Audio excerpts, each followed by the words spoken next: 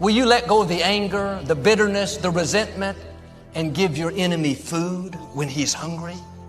When you're merciful, you're not lessening what they did. They may have hurt you. It wasn't right. You're not excusing their actions. But when you're the bigger person, when you're kind, even though they don't deserve it, not only does that have a great impact on them, but that frees you to go to a higher level. I've always known this, but somebody told me something one time about forgiveness. Forgiveness is not for you. Forgiveness is not for the other person. Forgiveness is you. See, your unwillingness to forgive another person is like you sipping the poison, waiting on them to die.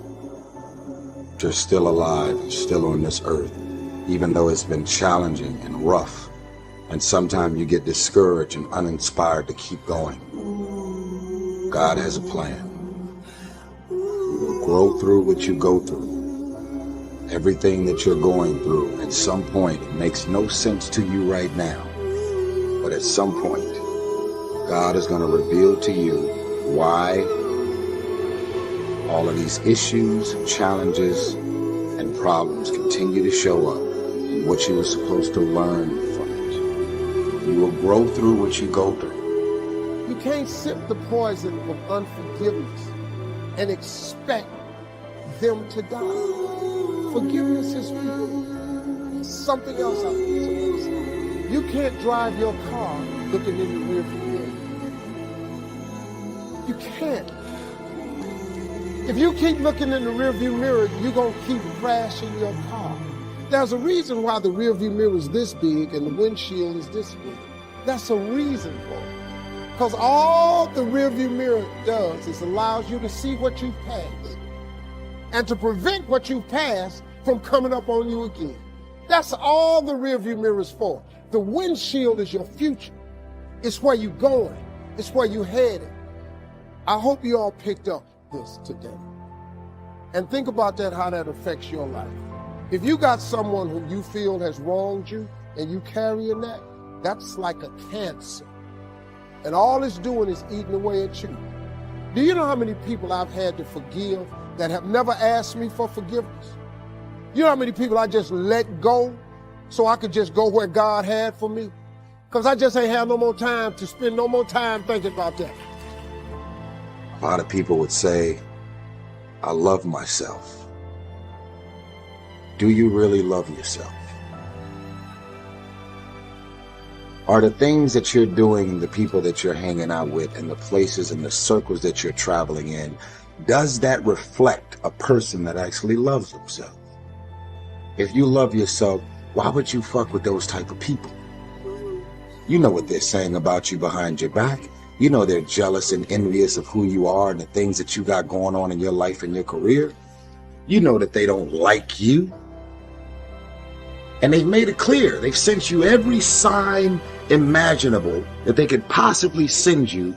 And because you're so desperate to have people around you and in your life, you continue to go back. You continue to show up to everything they invite you to, knowing what they're saying about you. I'm not preaching separatism. I want a bunch of people to just be alone at home doing nothing, with no friends, no family, and nothing to do. I'm saying that at this point, you are old enough and mature enough to understand the difference in good people and bad people. And when you're hanging out with negative, dark, and dysfunctional people, you cannot expect yourself to go to sleep at night and rest.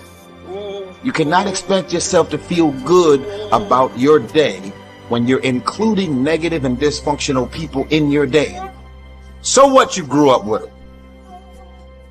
So what their childhood friends? So what their family? We have a responsibility to walk in the direction of peace. I want to laugh. I want to smile. I want to enjoy myself. I actually want to feel good about the people that are around me. If you can't fly, run. If you can't run, walk. If you can't walk, Crawl, but by all means, keep moving. A lot of people are looking at this the wrong way. There is a blessing in everything. Behind every moment of adversity in your life, there is a blessing and a lesson.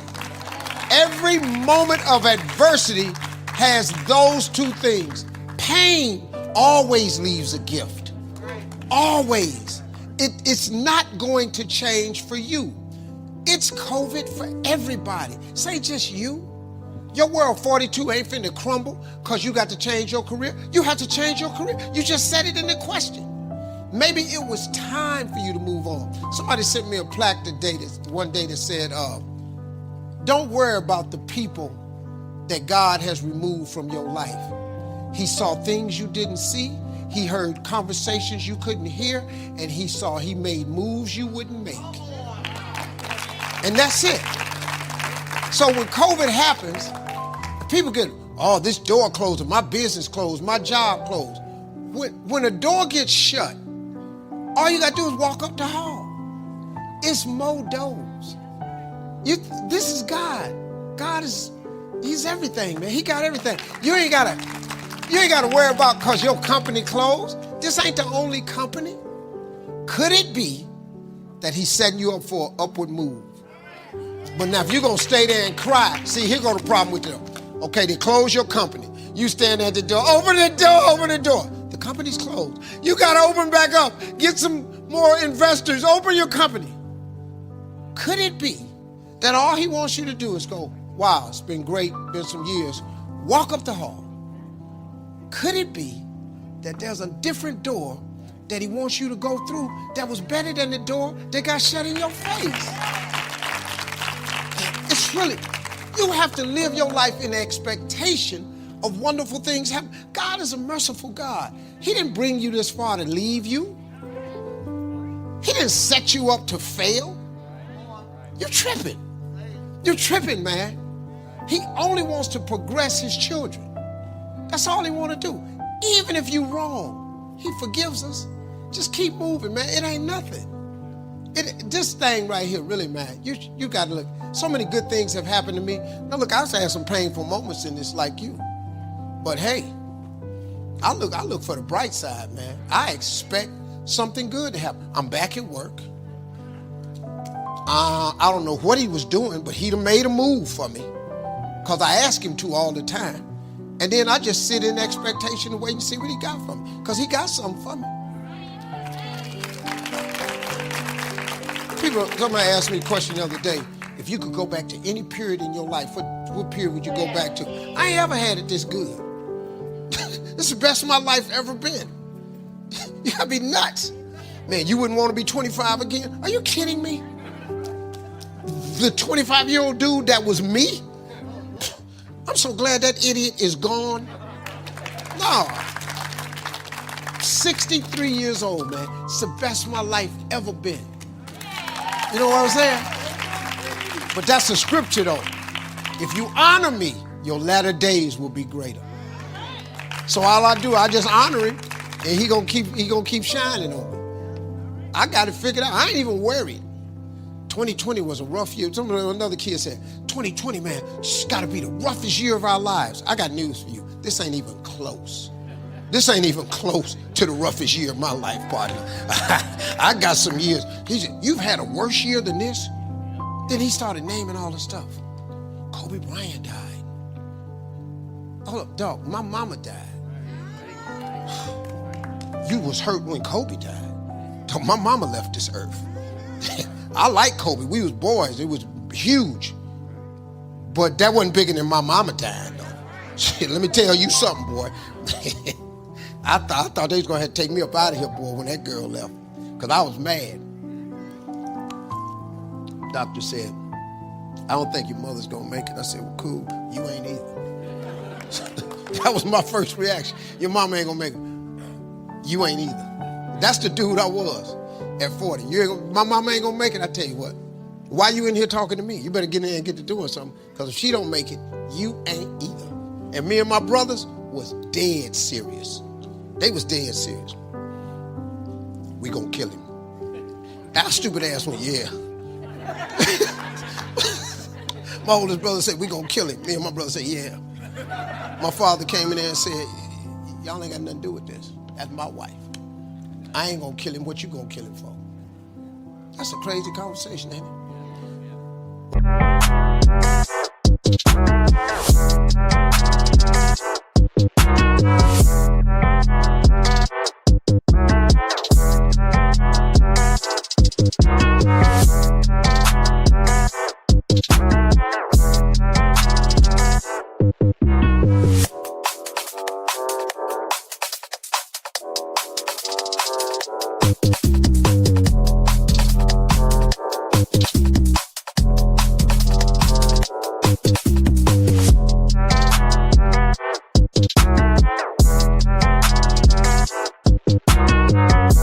But God changed people, so sure glad he changed me. All right, come on. You see, it's not what happens that determines the quality or the quantity of your life. It's not what happens. And the reason is because what happens to about everybody. The sun went down on all of us last night. A common event. And I found out the same things can happen to two different people, but one gets rich and the other stays poor. Why is that? It's because it's not what happens, but rather, it's what you do about it. That is an important phrase for your written and mental notes. It's not what happens. It's what you do that makes the difference in how your life works out. What happens is about the same for everybody. It's what people do that makes the difference. Anything can happen, right? I've heard all of the stories. Hey, I've been one of the stories. We could all tell stories for days on end. Anything can happen. Have you heard of Murphy's Laws? Surely you have. Murph had these laws. One of the laws was, if anything can go wrong, it will. That's one of Murphy's laws. Anything can happen. People succeed, some people do, some people don't. And I think it more comes down to how do we manage our mind and how do we manage our days? And I think that there's a difference between successful people and unsuccessful people in the way they particularly think about approaching something new. You know, I think unsuccessful people, when they have a big dream and they start thinking about what's going to be required to accomplish that dream, they get very limiting in their beliefs about themselves and what's possible. And specifically, they say three types of things. You know, the first thing they often say is, well, I don't know how to do that. So they stop. And they say, I don't have those things. So they stop. Or they say, I don't know, I'm not like those people. I'm not like that. And so they stop. But successful people have a different way. They have the same thing. Everybody dreams. You dream, I dream. Successful people dream. People just starting out. Everybody dreams. Everyone has a vision. Everyone, if they could just take 5 minutes today and think about their lives, we could all come up with ways to improve our lives and reach another level of success, joy, happiness, achievement, contribution, fulfillment, soul. We can all elevate. But the challenge is that the unsuccessful people, they keep stopping when they think of what they currently know, have, or are. But successful people say, well, I want to do that, but I don't know how to do that.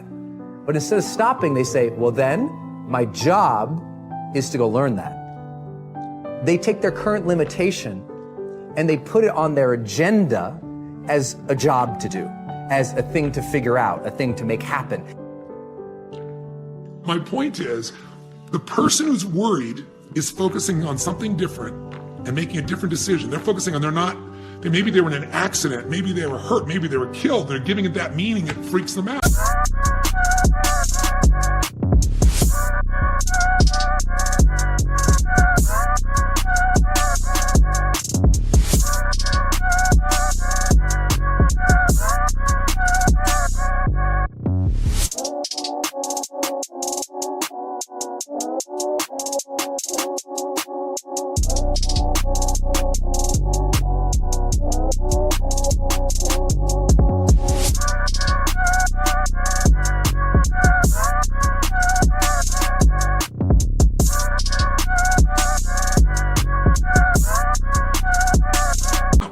The person who's angry, they're focusing on they didn't do it again, they don't care about me, and they make up a meaning. So whatever we focus on, we feel. Have you ever thought someone did something to you and you got so angry and maybe confronted them and then found out you were wrong You felt like such an idiot. Well, why were you wrong? Because when you focus on it, it feels so true to you, so you think it is true. So what decision, and the second decision, by the way, you make is, what does this mean? The minute you focus on something, you have to give it a meaning. And is this the end or is this the beginning? Is this person dissing me? Is this person ripping me up? Is this person challenging me? Is this person actually coaching me? Is this person actually loving me? If you think they're ripping you apart, you're going to respond very differently, feel different, react different than if you think they're just coaching you or loving you. And so we make these decisions about what to focus on, what things mean, and whatever meaning you give it, it's going to give you an emotion. If you think somebody's ripping you off, you're going to feel very differently than if you think they're trying to help you. And whether it's true or not doesn't matter. All that matters is what you focus on and the meaning you give it. And that'll produce an emotion, and from that you make the third decision, what am I going to do? So if you said to me, Tony, okay, get to the point. What's the decision I need to make? Well, I'll give you one more example. If you asked me a year and a half ago, what would be the most important decision in life, I would say who you decide to love. Who you decide to spend your life with. Because who you spend time with is who you become. And in my case with my wife, my Bonnie Pearl, my Sage, she's somewhere around. I'm not doing this to make her feel good. She's the most important decision I ever made in that area. But today, my wife and I both agree there's a decision that's even more important than that. Because your husband or wife could die, God forbid. Or they could change their values, change their beliefs, change their life, and leave you, divorce you. So if you're going to have an extraordinary, magnificent life where you're truly fulfilled, then the most important decision to make is that you're going to no longer suffer and you're going to live in a beautiful state every day, even when things don't go your way. There's another rule in my book, which is Rule 9. Assume that the person that you're listening to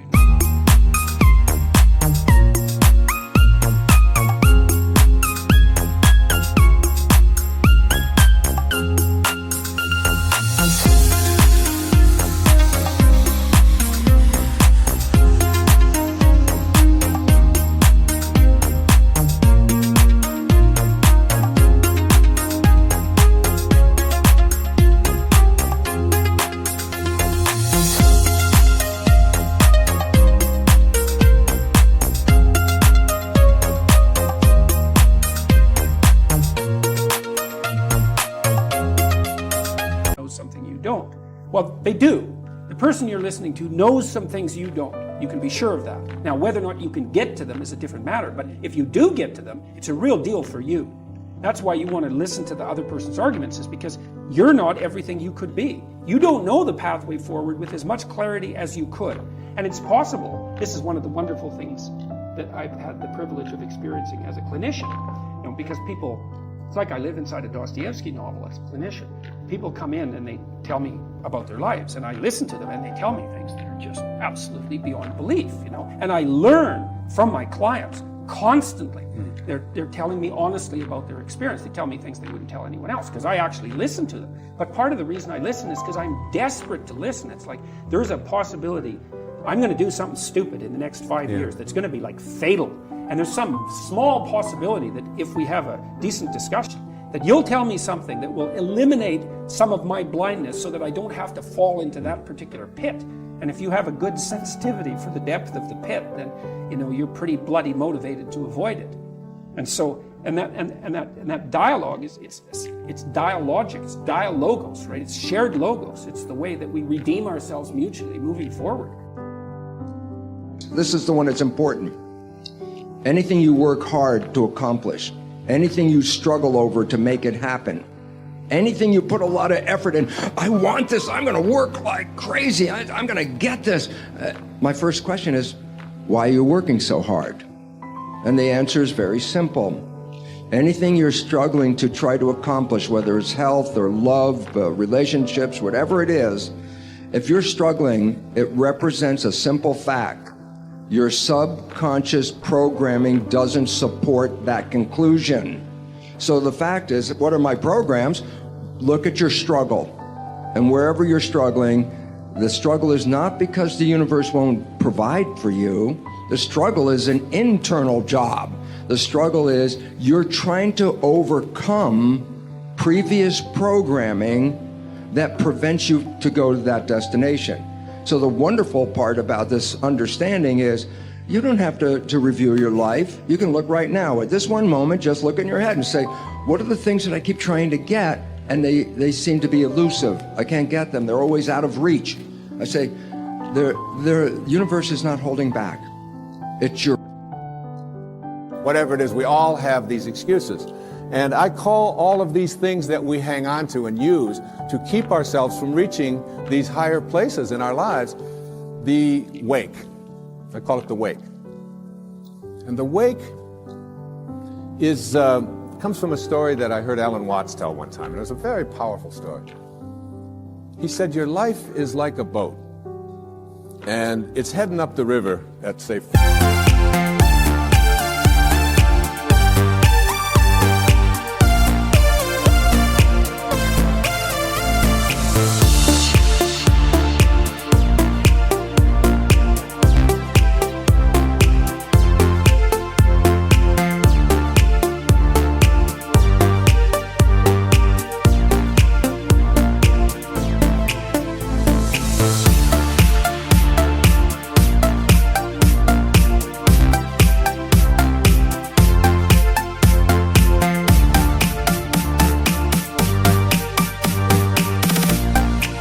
knots. All right?